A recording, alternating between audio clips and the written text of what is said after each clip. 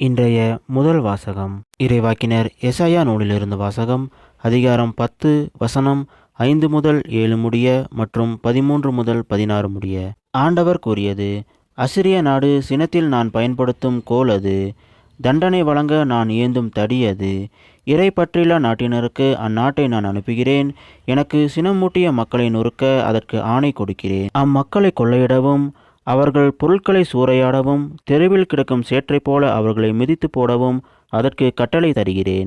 அசீரிய அரசன் நினைப்பதோ வேறு, அவனது உள்ளத்தில் எழும் திட்டங்கள் வேறு. மக்களினங்கள் அழிந்து நாசமாவதை தன் இதயத்தில் எண்ணுகிறான். பல்வேறு இனத்தாரை வெட்டி வீழ்த்த அவன் விரும்புகிறான். ஏனெனில் அவன் இவ்வாறு சொன்னான்: என் கை வலிமையாலே நான் அதை செய்து முடித்தேன். என் ஞானத்தாலும் அறிவை கூர்மையாலும் அதற்கு திட்டங்கள் தீட்டினேன். மக்களினங்கள் தங்களிடையே வைத்துள்ள எல்லைகளை அகற்றினேன். அவர்களுடைய கருமூலங்களை சூறையாடினேன். அரியணையில் வீற்றிருந்தோரை ஒரு காளை மிதிப்பது போல் மிதித்து போட்டேன். குருவிக்கூட்டை கண்டுபிடிப்பது போல் என் கை மக்களினங்களின் செல்வங்களைக் கண்டு எடுத்து கொண்டது. புறக்கணித்த முட்டைகளை ஒருவன் பொறுக்கி எடுப்பது போல் நாடுகள் யாவற்றையும் ஒருங்கே சேர்த்து கொண்டேன். எனக்கு எதிராக ஒருவரும் இறக்கை அடிக்கவில்லை, வாய் திறக்கவில்லை, கீச்சென்று ஒலி எழுப்பவும் இல்லை. வெட்ட பயன்படுத்துகிறவனுக்கு மேலாக கோடாரி தன்னை மேன்மை பாராட்டுவதுண்டோ? அறுப்பவனை விட தன்னை சிறப்பு மிக்கதாக வாள் கருவுத இயலுமோ? தன்னை தூக்கியவனை சுழற்றி வீச கைத்தடியால் கூடுமோ? மரம் அல்லாத மனிதனை தூக்க மரத்தால் ஆன கோலால் இயலுமோ? ஆதலால் தலைவராகிய படைகளின் ஆண்டவர் பாழாக்கும் கொள்ளை நோயை அவனுடைய கொழுத்த வீரர்கள் மேல் அனுப்புவார்.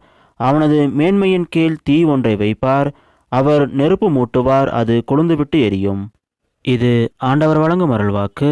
இறைவா, உமக்கு நன்றி. இன்றைய நற்செய்தி புனித மத்தேயு எழுதிய நற்செய்தியிலிருந்து வாசகம். அதிகாரம் 11 வசனம் 25 முதல் 27 முடிய. அக்காலத்தில் இயேசு கூறியது: தந்தையே, விண்ணுக்கும் மண்ணுக்கும் ஆண்டவரே, உம்மை போற்றுகின்றேன். ஏனெனில் ஞானிகளுக்கும் அறிஞர்களுக்கும் இவற்றை மறைத்து குழந்தைகளுக்கு வெளிப்படுத்தினீர். ஆம் தந்தையே, இதுவே உமது திருவுளம். என் தந்தை எல்லாவற்றையும் எண்ணத்தில் ஒப்படைத்திருக்கிறார். தந்தையை தவிர வேறு எவரும் மகனை அறியார். மகனும் அவர் யாருக்கு வெளிப்படுத்த வேண்டுமென்று விரும்புகிறாரோ அவருமன்றி வேறு எவரும் தந்தையை அறியார் என்று கூறினார். இது கிறிஸ்து வழங்கும் நற்செய்தி. கிறிஸ்துவே உமக்கு புகழ்.